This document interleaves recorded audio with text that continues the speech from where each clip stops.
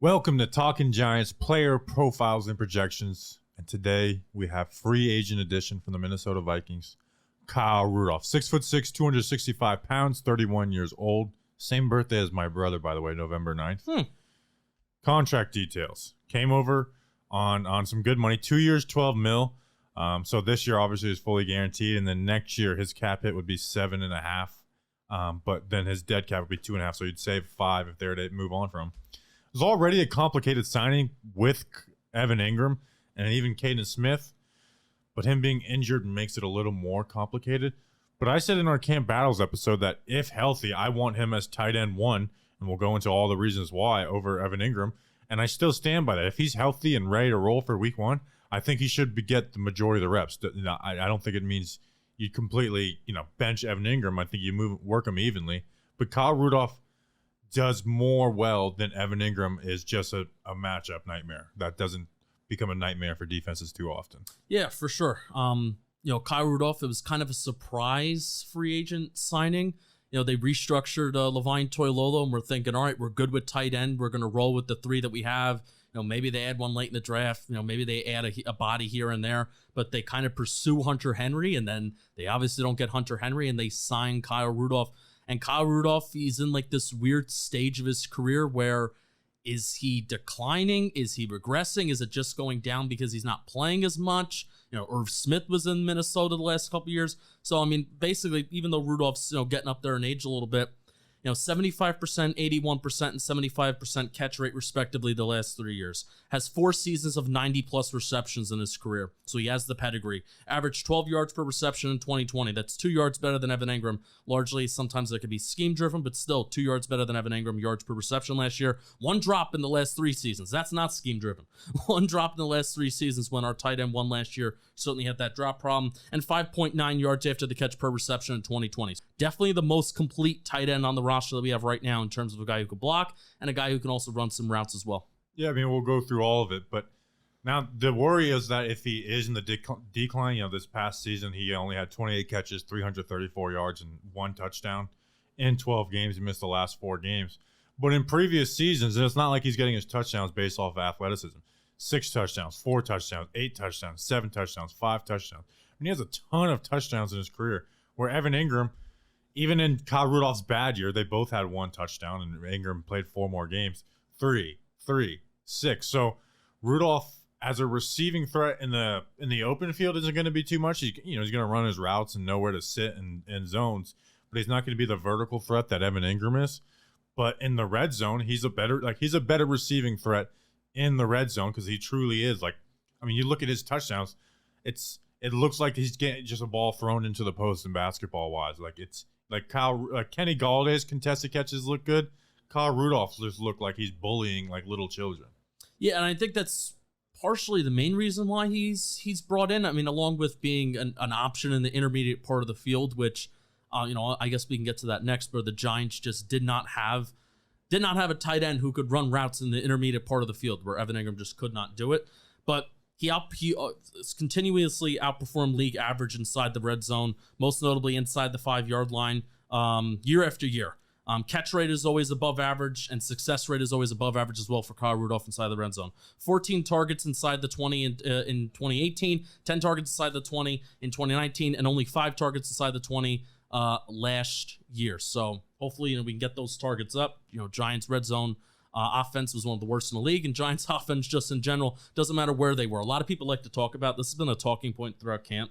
It's like, the Giants offense, the Giants red zone offense was bad. Well, the Giants offense was just bad in general, so everywhere was bad. So Kyle Rudolph helps in every regard. Yeah, obviously him and Galladay were conceded efforts to get better in the red zone. And again, he's the king of those back of the end zone throws. And he's not going to kill you with speed like Evan Engram is, but he does everything well. I want to talk about his blocking, though, because I really do think that is a big part of why they brought him in, because he can be that good blocker, but also be somewhat of a receiving threat. Something that me and you have talked about just football-wise is the Minnesota Vikings outside zone that they ran with Kevin Stefanski. And then he brought that to the Browns. But you have to have the personnel for that. You have to have tight ends that aren't total non-threats as a receiver, who can block out on the edge, and Evan Engram was never going to be that. And there was rumors that the Giants' offense was going to be schemed around outside zone, and we saw that a little bit at Pittsburgh. But then Saquon Barkley going down obviously changed that. But I think there's no way they're going to be able to do that consistently, successfully with Evan Engram as your tight end one.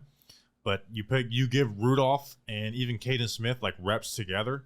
And again, you're not eliminating Engram from the game plan, but giving him the reps together, then you can like run that outside zone, which it sets up, more play action. And it's why Kevin Stefanski has been like such a good offensive coordinator, is that outside zone, and it sets up all types of play action. And it just makes things easier where Evan Engram has to essentially, be used vertically or on a drag route where he only wins with his speed. Where Rudolph, you have that threat of that run, inside run, outside run, or a vertical passing, threat, or just use, the stick concept. Yeah, I can imagine, unless the Giants reimagine the roles of their tight ends, which I think they should.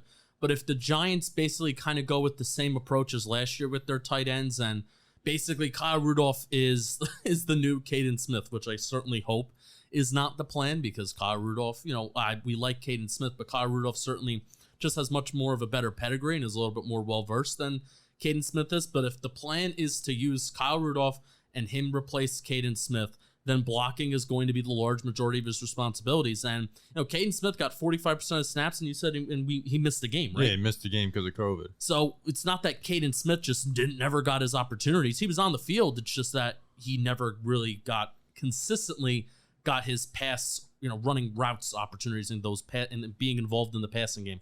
And we're, the hope is that, hey, we can have multiple tight ends involved. But I find every year, saying, hey, let's get Red Ellison involved when he was a Giant. Let's get Caden Smith involved. Let's get this guy involved. And I've really found, and this is just maybe just an analyzing football type of deal, where it's very tough to really fully integrate two tight ends into the passing game.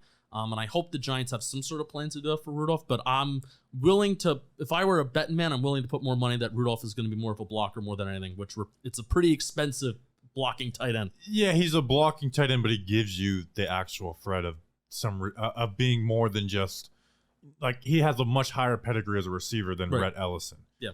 He's scored a lot of touchdowns in this league. And when you're in the red zone, you have to make sure you got someone big on Kyle Rudolph. Yep. Where other, even, guys like we like Caden Smith, you don't need someone big on Caden Smith. You didn't need someone big on Rhett Ellison. So I do think he adds more.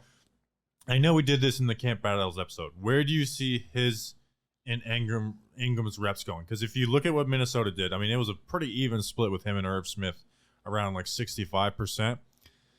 And we could finish off talking about the injury. If he's healthy and gets back soon, I really do see them, because they signed him. They were looking at Hunter Henry. They didn't bring him in to not play Kyle Rudolph. They didn't give him a contract with an injury, like a pretty decent contract with an injury, not to play him. So Caden Smith got essentially half the reps last year. I expect Kyle Rudolph to get more than that. Oh, 100%. And, I just got finished saying if I were a betting man, I would say that he's going to be more or less, we're going to look back at this year and his role is going to be, hey, Kyle Rudolph is just a very expensive blocking tight end. But if they do have plans to mix the reps between Engram and him, basically making Kyle Rudolph that inline tight end, and Evan Engram can be the guy that can split out wide, which I hope that is kind of like the plan that they kind of have, where the middle of the field, and I said it earlier, but the middle of the field, the intermediate part of the field, was non-existent for tight ends last year. And granted, for all the crap that we give Jason Garrett for, not being very creative, he does clearly prioritize having a tight end that can run routes in the middle of the field, and Kyle Rudolph can certainly do it. So I hope the breakdown somewhere 50-50, and I don't see a world where Kyle Rudolph is getting more snaps than Evan Engram, though. But if that happens, it's going to have to be extremely close, because again, they didn't bring Kyle Rudolph in to play what Caden Smith did last year. Right. Where Caden Smith was solely a blocker. He was used as that, and I still think they're going to use Caden Smith in that role. And they ran the second most 3 tight end sets last year, only to the Cleveland Browns, who ran that outside zone stuff. So I do think we'll get more of that stuff. But I think there's going to be Kyle Rudolph and Caden Smith reps. Where Evan Engram was on the bench, and you got those two guys out there, where you can use Caden Smith as that fullback lead blocker, but also trust the guy on the front side with Rudolph to where you're a threat on both sides. Yeah. I mean, that's what we wanted to see last year. I feel like first downs, we wanted to see Evan Engram kind of on the bench and Toilolo and Caden Smith in there running some 12 personnel with heavy. That's a very heavy rushing formation, but if you have Saquon Barkley, you're here for it. So rooting for your Kyle Rudolph this year and rooting for the contract to be worth it. Clearly, you're right. Giants were prioritizing tight end this offseason. Hopefully, we can find a way to use this guy right and get healthy. Anything else on Rudolph? No, that is it. All right, we appreciate you guys. We'll see you on the next one. Until then, let's go Big Blue.